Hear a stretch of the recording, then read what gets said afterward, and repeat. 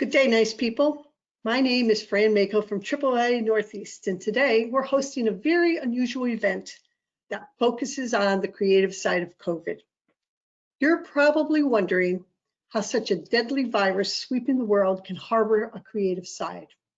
Well, there's a very old saying, and a very corny saying, but when it goes this way: when the going gets tough, the tough get going. And in recent months, that's never been more true in Connecticut. Connecticut businesses, especially those in the tourism and hospitality industry, have been pummeled, pounded, and punched by this pandemic. But in the wake of adversity, Nutmeggers have been known to meet such challenges head on. So with us today are three panelists who will address the challenges they've faced these past 7 months. They'll each speak briefly, and then we'll open this brave new virtual world to questions and discussions. So folks, use your chat feature to ask your questions, and we'll answer as many as we can within the allotted time.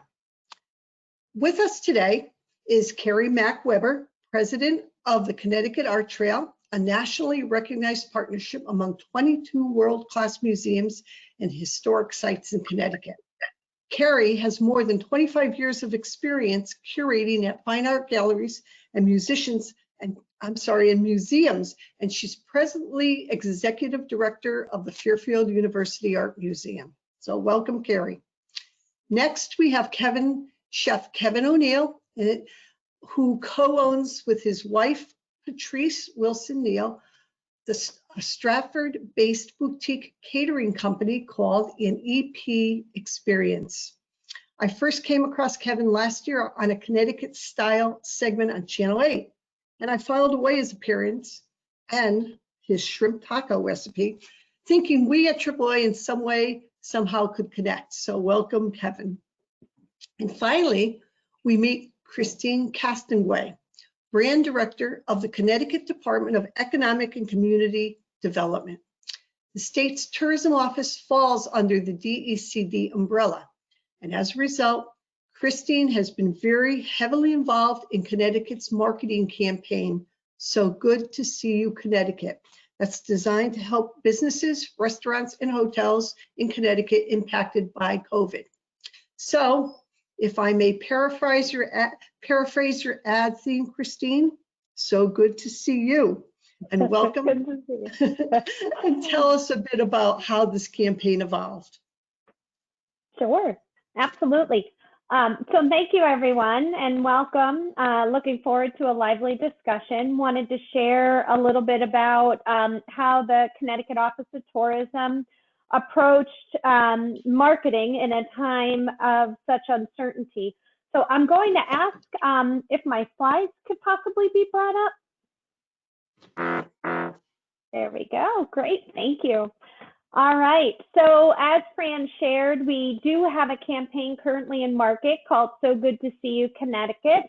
And I'd like to just walk you through sort of how we came to this point in our campaign efforts, and just sort of the uniqueness of all of this wild ride we've been on.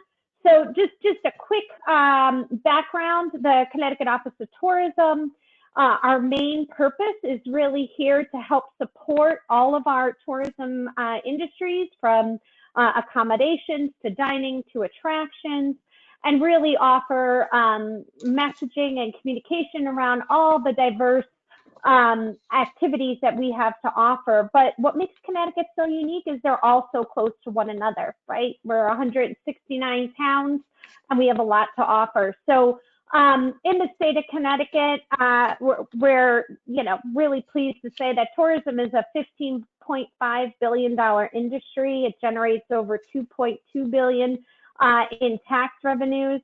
And it definitely is a job creator and supporter here in the state. So as we've all been dealing with closures and things moving into a more virtual place, the leisure and hospitality sector was certainly hit hard by the sudden change in operational plans. And, starting back in April, we really had to take a moment and think about how are we going to help support this critical revenue driver in the state. And so with that, if you could just go to the next slide. We really had to take a moment first and foremost to hit the pause button.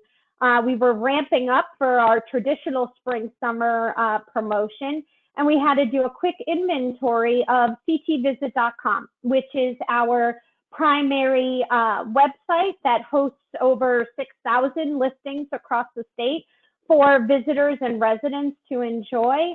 And we quickly had to pivot all of the content and to support all of the content that was now going more virtual. So working with the museums and the art outlets in terms of what virtual experiences they might be putting out there to help support people that are now helping educationally from home, right? So that was an integral part to some of the distance learning that was immediately put upon people.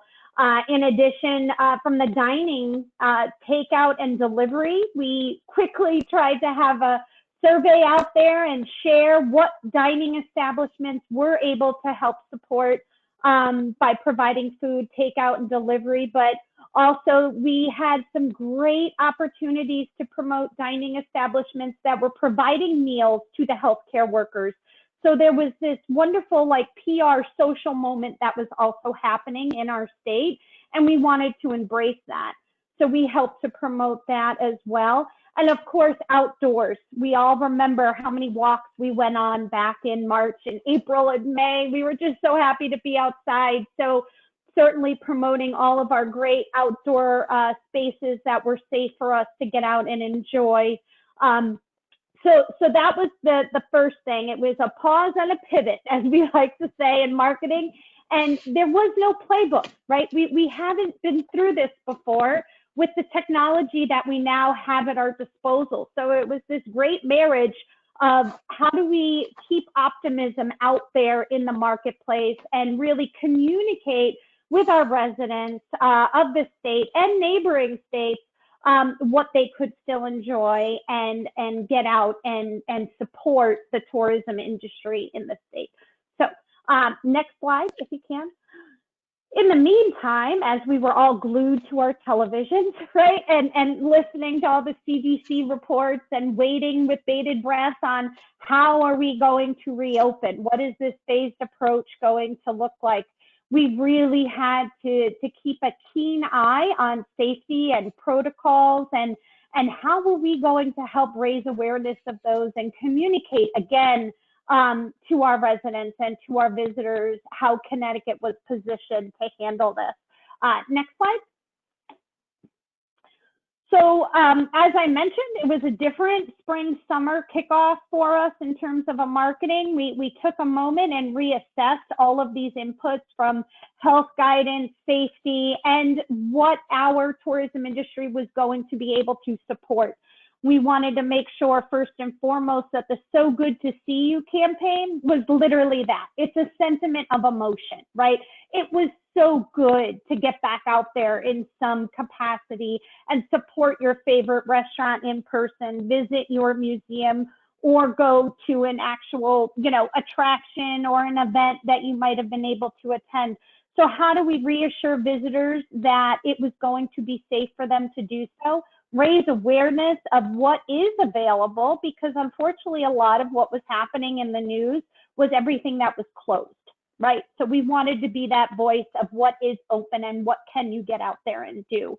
It was a very integrated campaign, like all of our marketing efforts have been, with a very strong focus on PR, social, search marketing, and we actually put TV back out there, which we haven't in a number of years, just due to budget constraints. But we felt now more than ever, it was critical to have these visual images in the marketplace that was going to really reassure individuals on how they could come out and enjoy our great state. So with that, next slide. It was a little bit of a two-pronged approach. First, we felt we had to really communicate the safety aspect. As we all have learned, it's a little bit of a new normal. Like, how do you go to these establishments with a mask on? Is everybody going to stay 6 feet apart? and how is our industry supporting that? So we set out and we did a series of 3 safety videos. There was one dedicated to attractions, one dedicated to dining, and then one to accommodations, just to show how these individual industries were really embracing the safety guidelines and the reopening that was being put out by the governor. So we have a quick video to share on how we did safety in dining.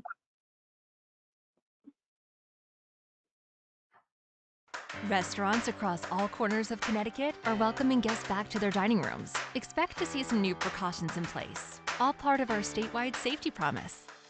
We just want to make sure we're safe and you're sitting back relaxing and really enjoying yourself. So what you're going to experience here at Cava's Wonderland, we've been known for our holiday decorations. We wanted to take those decorations and bring them over to the summertime. The Anchor has been here since 1939. Our food is pan-Caribbean, and so we feature food from Haiti, Trinidad, Jamaica, Cuba, all blended on our menu. It is a classic bar where all of the theater and the philosophers and everyone from the local town came to hang out at. So amazing place to experience a little bit of old New Haven. Abbott's is very casual atmosphere. Seating is right on the mouth of the Mystic River, overlooking the Long Island Sound, very scenic. Dining is al fresco right on the ocean front, literally, you know, stone's throw away. We're famous for lobster dinners and then our hot lobster roll, pretty much everything lobster. We do farm to table. Most of the places that we use are all in Connecticut. Everybody who comes into the restaurant is trusting us, so we want to make sure that we are delivering safety first. We're protecting you from other guests no matter what they do with the 6-foot distancing and the plexiglass barriers. We do health checks for our staff every day. So we know for a fact that we're not bringing anything to you. And then when you come in, we're taking the precautions to make sure that you aren't giving anything to any of the guests around us. Customers need to be wearing masks when they're not at their table, and all employees are wearing masks. And I wouldn't say for the mask to deter you from coming here or going to any place where you would have to wear a mask. The most important thing is the table setup. All of our tables are around, on average, I'd say about 10 feet apart from each other. Everyone has their own space. We have sat down and we thought about just sanitizing everywhere you can imagine that anybody can possibly touch. If it wasn't safe, I wouldn't be here myself. It's so good to see families and couples out on the lawn enjoying their lobster, enjoying the view, and making an afternoon out of it. For me personally, it's so good to see this stretch of College Street come back to life. I went to Yale undergrad, and to be able to look back and to see this street open and alive means a lot.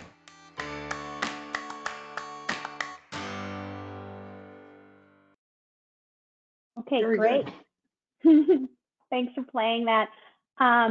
There we go. Okay, so as you can see, very strong safety message, but it was a message that was very much needed to put out there for both the visual senses, but also just to give everyone a little bit more sense of comfort.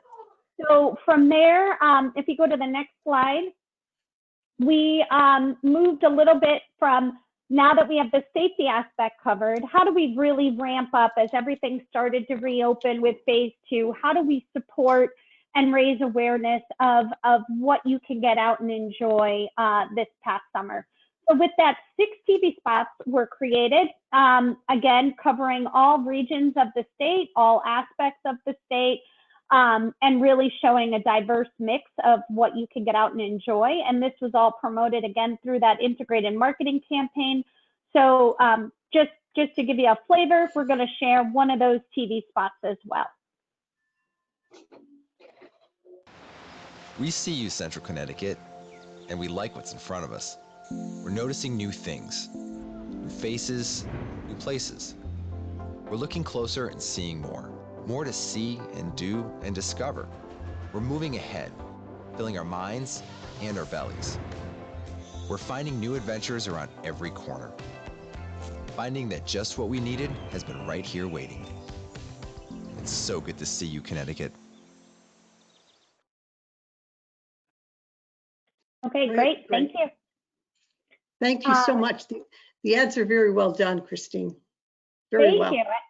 And again, this is done through partnership. You know, we have a great outreach program with our tourism industry, constant communication, reaching out to them so that we could stay informed of what is open and who was ready to welcome visitors back. So it was really a great effort across the state and in a very short time frame, as you can see.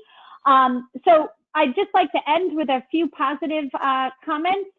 The campaign has been extremely successful in that it's driven over 110 million views on TV, online, and social.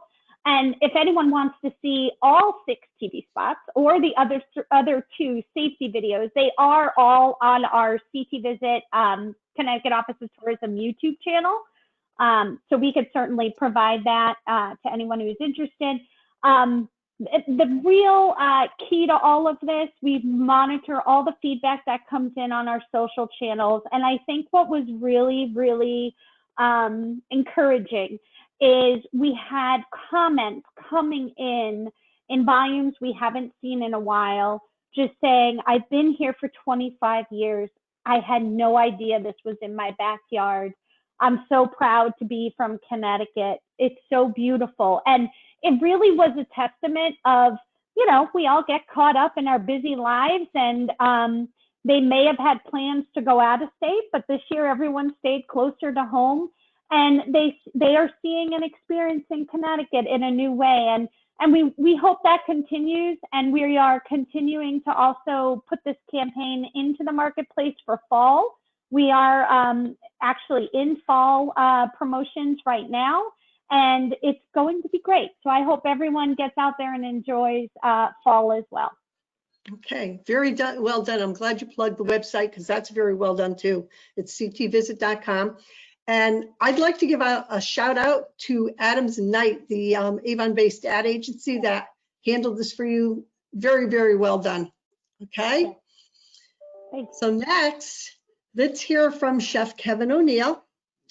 Your business and EP experience offers event planning, full service catering, private dining, pastry services. And I just want to let people know that after this Kevin's presentation, he has a commitment, so he will not be able to be with us for the question and answer segment. So duty calls, Kevin, I understand.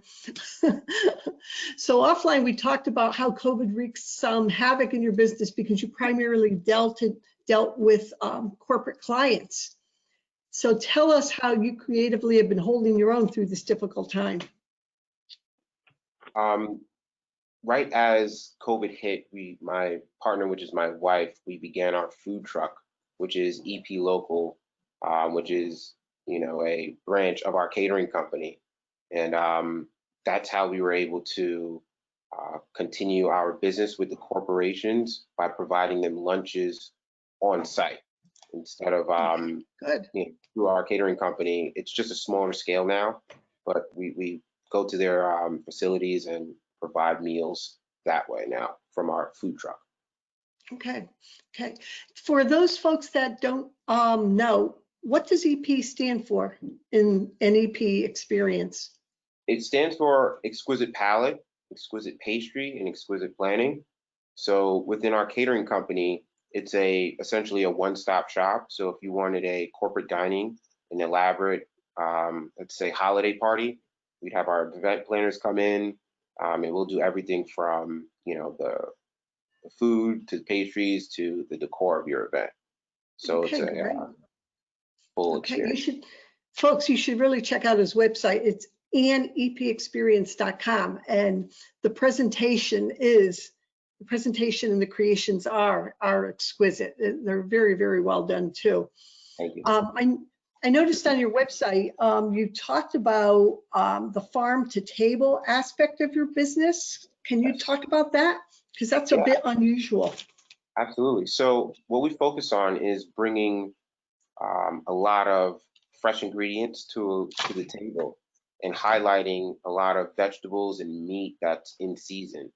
I think that's, you know, one quality that a lot of caterers kind of overlook, you know, and when you can, you know, bite into a fresh butternut squash that's, in season. It gives you a completely different experience when you're, having a butternut squash soup, So we like to go to the local farms in the area, harvest, some of our specials for the day, early in the morning, and bring them to our catering company or our food truck. So. And how did you adopt that philosophy? What made you do that? I've been working in the culinary field for quite some time, over 10 years. And the last restaurant I worked at, they didn't do anything frozen. A lot of the stuff, the chef was very big on going to farms and sourcing his ingredients himself. And that also means going to local butchers and getting fresh ground beef, versus packaged and processed stuff. It's, it could be a day old or freshly ground that day. And I started to pay attention and see the difference in quality. So I really wanted to be a vessel to share that experience to people as well, even if it's 2 people in their home or having a wedding, a corporate dining experience. That's what we try to bring to every client. We actually have a question from our audience for you, Kevin. Question is, I'd be curious how the food truck business has changed after COVID. Is it better now than in the April and May timeframe? Is it better now? I guess it's steady. We're doing a lot of community, I guess, dinners, something that hasn't been done before. So it has been keeping us busy, and it is doing really well. I guess a lot of people don't want to go out. So let's say, for an example, today we're heading to a housing community in Danbury. Has over 150 residents, 150 homes. So that's a lot of people to feed. So it does keep us busy, and that's something that hasn't been done prior to COVID. And I guess that kind of makes up for us not doing huge events like festivals and stuff like that. So. Okay.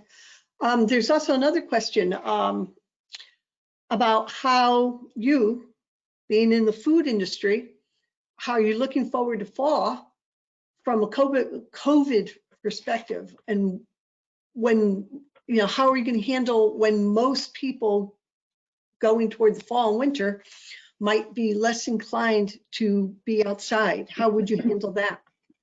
That's a great question. So for the last few weeks, I've been trying to create a concept of packaged dinners to your home. So we would deliver, let's say it's a poached chicken dinner. It'll be sous vide in a plastic seal bag, and it's something that you can just take out of the bag and put in the oven. The vegetables would be blanched and seasoned. You just roast them in the oven for about 10 minutes. So that's a concept that I'm working on for the fall, because we're also anticipating an early fall because it's getting pretty cold. So that's just something I have in the back of my mind, because we have to keep everything essentially. Yeah, that's true. I read an article that quoted you as saying, "I believe I'm responsible for taking each and every guest on a culinary journey." Yeah. Tell me how you do that. Tell me how you came up with that philosophy. Why that's important to you. Oh yeah, it is definitely. So I think when, let's say, you wanted to celebrate, a significant other's birthday, and that he loves pheasant. It's my job to come into your home and produce a well-plated dish, incorporating pheasant or incorporating caviar, some things that, is truly important to you and that evening. It's important for me to take you there. And of course, with the fresh ingredients and my style of plating and presentation, it's very intricate, it's detail orientated. I really want to wow every client that comes to our company or comes our way. It's very important. Wonderful. One last question. I understand in the old days, you were involved in a fundraising event for the American Liver Foundation. It was called the Flavors of Connecticut. It appeared to be a very big deal. Yes. At AquaTurf, is it? I can't remember if I'm Yeah. saying that right. Has it been rescheduled? I know it was Yes. postponed. When is that? Actually, they haven't set the date out as of yet. It's a great cause. It's unfortunate we didn't get a chance to do it this year because a lot of the attendees are recovering. So hopefully we get a chance to do that next year. And what exactly did it entail? So for us as the culinary attendee, it's a fundraiser for us. So we would bring or create a menu and an experience for 10 people. So they would pay to attend and have, a creative dinner from myself and a bunch of other chefs in the area, well-known chefs in the area. So, and then the money goes to raising awareness for the American Liver Foundation. Great, great. Now, I know you have to leave, duty calls. Can never, ever turn down a job or work. Again, his website is anepexperience.com. And I understand that if folks want to catch your food truck, you're going to be at the Trumbull Farmers Market on Thursday, tomorrow? Yes, we're at the Trumbull's Farmers Market for the next month. And every date and every listing is posted on our website. So if you guys want to come by and check out the food, you can do that as well. So that's pretty much. Yep. Check out those shrimp tacos, folks. And last time I was there, the Bob Marley taco was doing a very brisk business. Absolutely. So with that, Kevin, thank you very, very much for your time, and I will let you go. I appreciate you guys for having us. Thank you very much. Take care. No problem. Take care. So finally, folks, let us all meet Carey Weber, president of the Connecticut Art Trail. And she has some exciting news about a special celebration this year. So Carey, tell us about the event and how museums in Connecticut have gone from reality to virtual presentations and are going back to reality again. Yeah, it's been quite a journey, that's for sure. It's such a pleasure to be here with all of you today. Thank you, Fran, for inviting me to be a part of this panel. We are really excited to be celebrating the Connecticut Art Trail's 25th anniversary this year, and I am delighted to tell you about the exhibition that's going to be part of that celebration and some of the other things we have planned. Before we start, I want to tell you a little bit about our history and what the trail is for those of you who don't know. Can we have the next slide, please? So we were founded in 1995 as the Connecticut Impressionist Art Trail, celebrating Connecticut's 10 museums and historic sites which highlight and focus on American Impressionism. After about 10 years, the trail expanded to be more inclusive and diverse, growing to 22 museums as of this past year. So a lot of growth, which is really exciting. We're one of the oldest trails in the state. And as you can see on this map, our members are in almost every corner of the state. Our motto is 22 museums across 250 scenic miles with over 500,000 works of art in permanent collections. The wealth and artistic and cultural heritage stored and exhibited in our museums is vast, and it really should be valued as one of the remarkable assets of the state of Connecticut. I'm sure that the people tuned in today are familiar with most of or some at least of the museums in the trail, but I just wanted to quickly go through them so everyone knows who I'm talking about. So in Fairfield County, we have the Bruce Museum, the Center for Contemporary Printmaking in Norwalk, my museum, the Fairfield University Art Museum in Fairfield, the Greenwich Historical Society and Bush Holly Historic Site, the Housatonic Museum of Art, the Stanford Museum and Nature Center, and the Weir Farm National Historic Site, and the Aldrich Contemporary Art Museum. Then Litchfield Hills, we have the Mattatuck Museum. Mystic Country, we have Florence Griswold Museum in Old Lyme, the Lyman Allen Museum in New London, the Slater Memorial Museum in Norwich, and the William Benton Museum of Art at the University of Connecticut in Storrs. In the River Valley, we've got the Art Museum, the University of St. Joseph's. In West Hartford, the Hillstead Museum in Farmington, the New Britain Museum of American Art in New Britain, and the Wadsworth Atheneum in Hartford. And then in Greater New Haven, we've got the Yale Center for British Art and the Yale University Art Gallery and Ireland's Great Hunger Museum. So now you know who we are. The trail has some fascinating, fun facts and history. My favorite, personally, is that our trail includes the 2 oldest museums in the United States, which is kind of remarkable.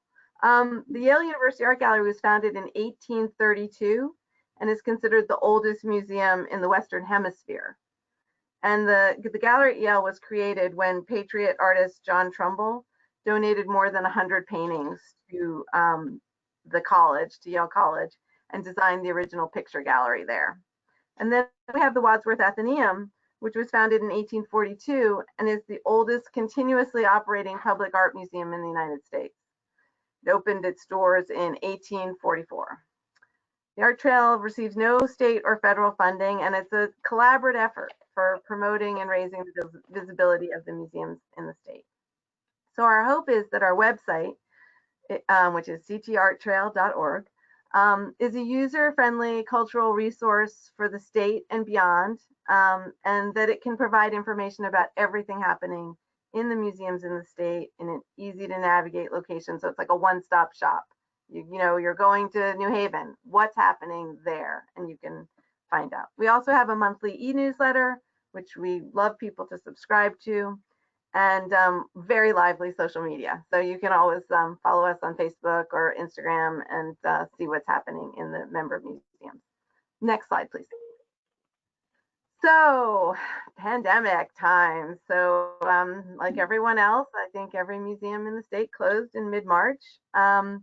And the pandemic impacts to our industry have been massive. They've been massive for everyone, but as Cristine mentioned, you know, they were really particularly impactful to the arts and culture industry. Museums that depend on admission revenue were particularly hard hit. But I've been really proud to watch the way in which museums have quickly pivoted to virtual and outdoor programming.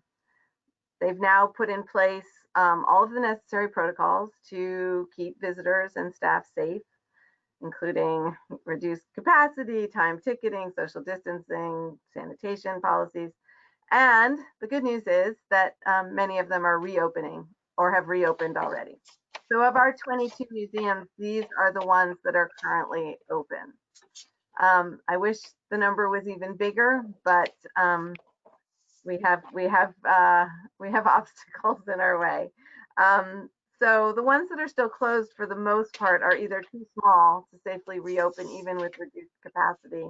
Think of, you know, small historic homes and such, or ones on academic campuses, which are still closed to the public to keep the students and the staff safe. So that's my situation at Fairfield U. We don't know when we'll be able to reopen to the public. We are open to our students and faculty and staff, but we can't have public on our campus.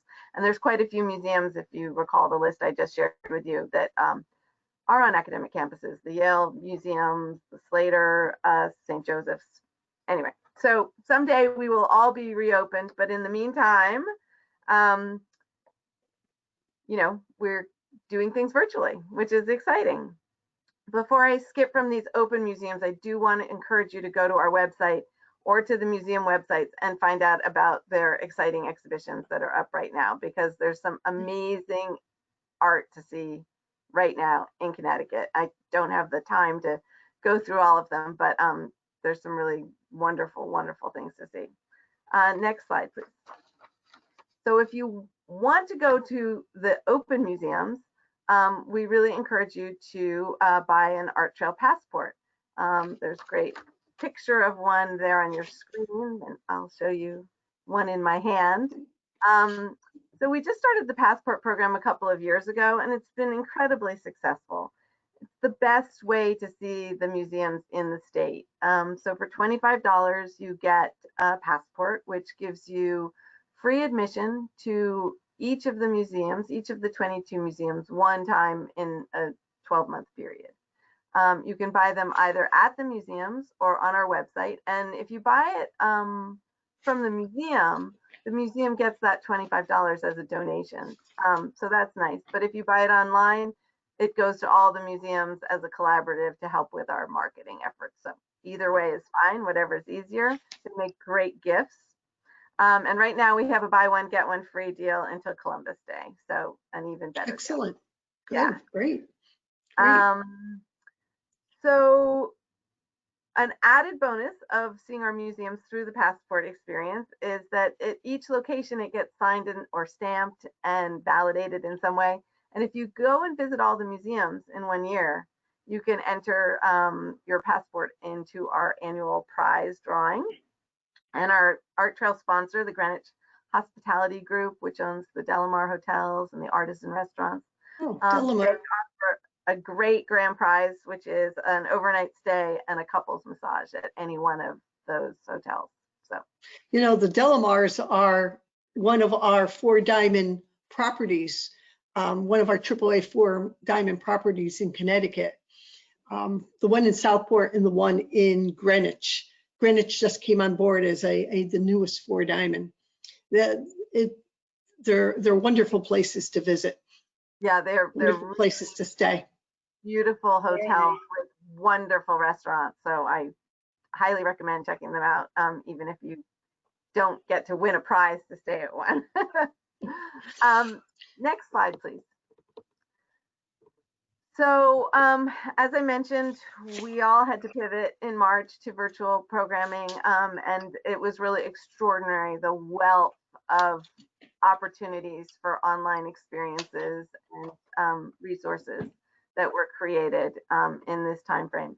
And the good news is that this work continues. You can find all of the experiences on the website under virtual programs, or virtual trail, we call it. And you'll find links to virtual exhibitions, YouTube pages with all of these wonderful films and videos that have been created, coloring pages, guided art projects, lesson plans, treasure hunts, curatorial chats, online collections, audio tours. I mean, it is quite astounding, the wealth of, that could keep you busy forever, just enjoying those virtual programs.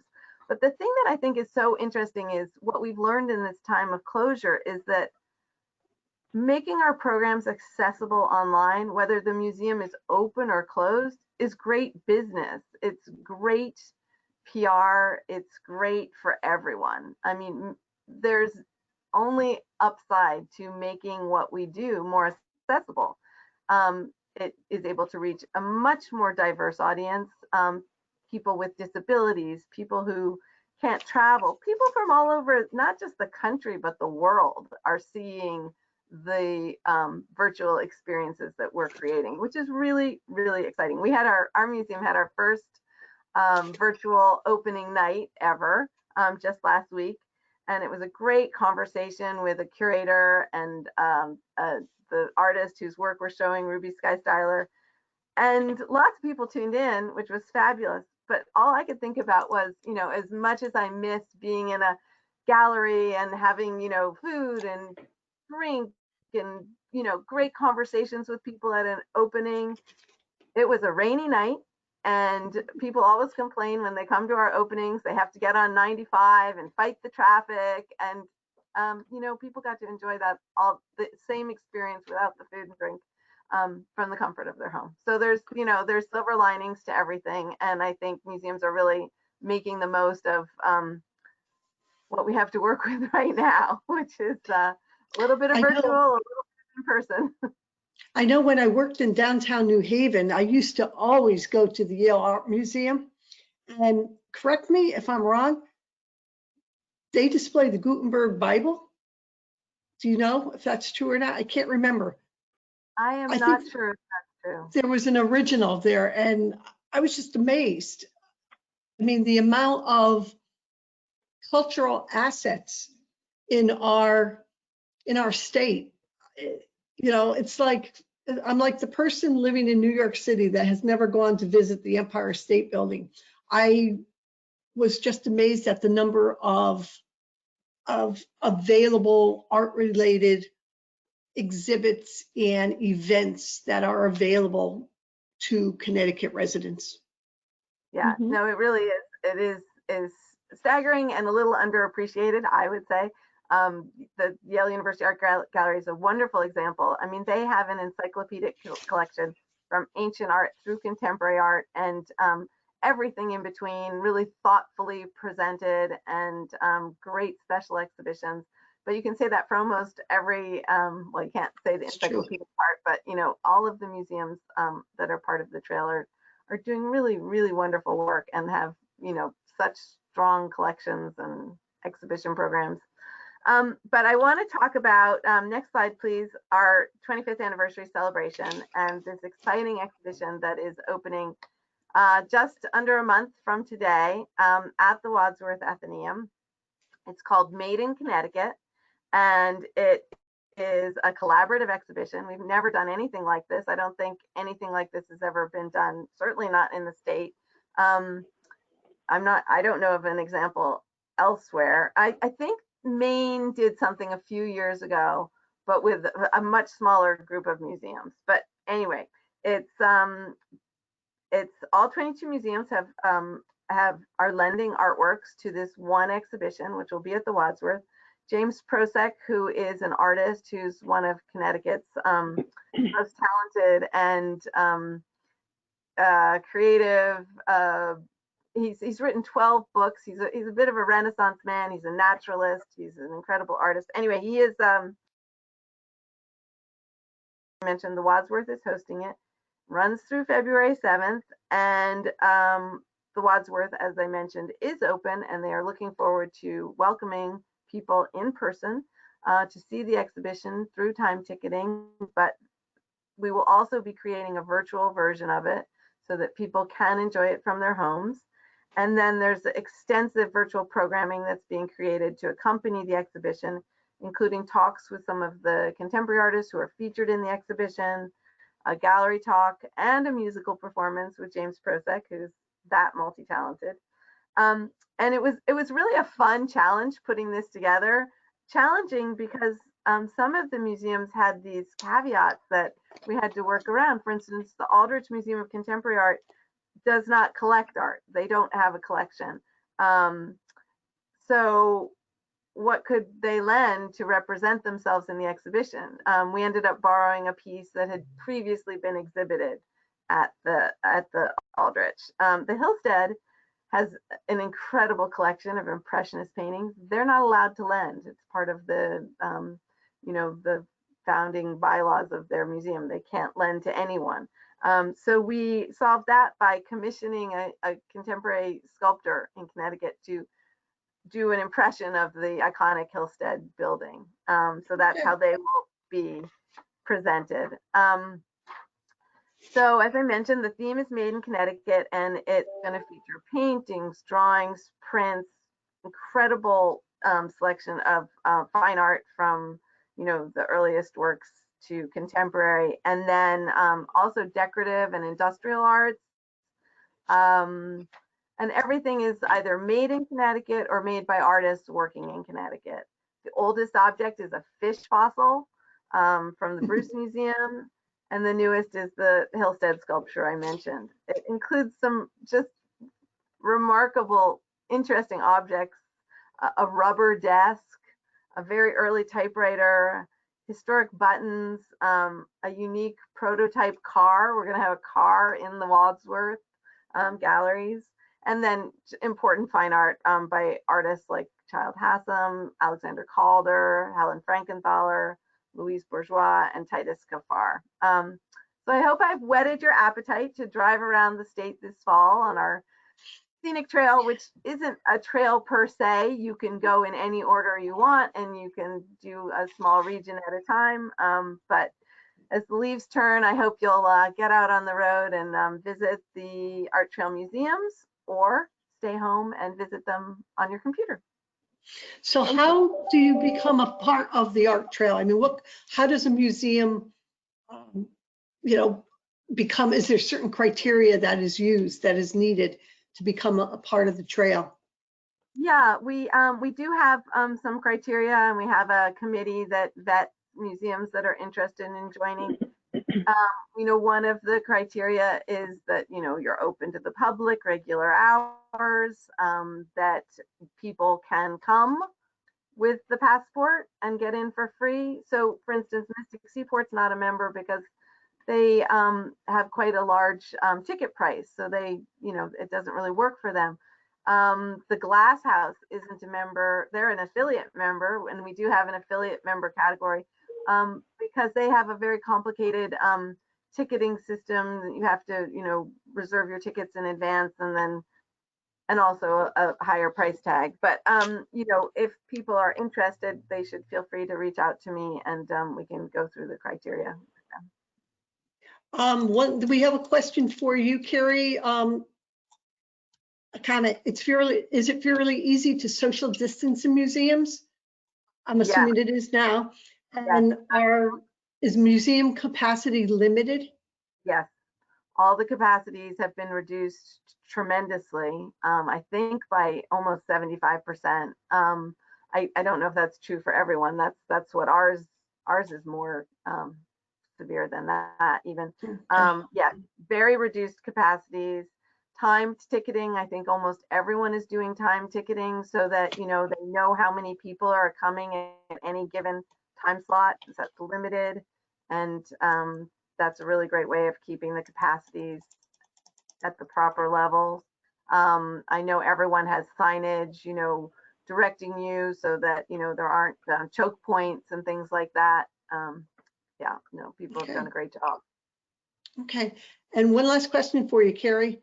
Tell me about that really neat piece of art behind you. What is that? Oh, thank you. It's a little promotion for our current exhibition by Ruby Sky Styler. The exhibition is called Group Relief, and she's very influenced by classical antiquity. Her work is these wall reliefs, and then she also does these wonderful line sculptures and a new body of work, some actual benches made out of bodies that you can sit on. But I can't invite you all to come and see it. You'll have to experience it virtually on the website. And we also have a question for Cristine. Does DECD have plans for a similar ad campaign for this winter when outdoor activities will be more challenging to hold? How are we doing for winter? Yeah, no, absolutely. Great question. And I think we will continue, as we always have, keeping everyone up to date on ctvisit.com. And as you were just alluding to, the capacities and the hours and the ticketing limits, all that stuff, that's why we encourage everyone, go to CT Visit, see what is open, and then certainly our website refers you then to the partners website. So then you could also get more information there. So we will continue through PR and social, getting the word out as best we can. There's so much to see and do all year round in Connecticut. And, those who enjoy the cold, there will always be things to do outside, and we will continue hopefully to be able to offer indoor activities as well. And we will be promoting those. So yes, we are a 4-season destination and we will continue to communicate. Great question. Okay, great. So as you can see, folks, Connecticut certainly has a lot of cultural assets, and you're guaranteed an outstanding travel experience. Again, if you wanted to visit and see the ads, it's ctvisits.com. Is that right? ctvisits.com. Yes. And for the Connecticut Art Trail, it's ctarttrail.org. We are closing on our allotted time. So I'd like to leave one question with both of you, and I hate to put you guys on the spot, but what would you say is your favorite destination in Connecticut? and why? It's probably very hard to answer that question. Yeah. I'm going to get people with the other museums if I pick out one that Okay. out of all of them. But you know, my daughter went to I'm pretty sure it's called The Place in Guilford last night for dinner at our recommendation, and it's someplace I've been before. It's an outdoor dining experience all the time, not just in the time of COVID, and that's a pretty fun thing to do. Okay, great. And you, Cristine, I hate to put you on the spot, but yeah, no, I mean, I'm going to have to say, you know, as I mentioned earlier, with 169 towns and everything from indoors to outdoors, you know, from dining to attractions, there is no way I can pick just okay, one. I understand. But there's certainly so many great things to see and do in Connecticut. So I encourage everyone to get out there and enjoy. Okay, so as we end, I just want to take an opportunity to thank my panelists for their time today. I'd also like to recognize my wizards, the folks, the men behind the curtain who are producing this event, because without them, I know none of the AAA folks could really do this smoothly. And finally, on behalf of AAA Northeast, I would like to thank all of you nice people for joining us today. So be well all. Be safe. Take care. Thank you for having me.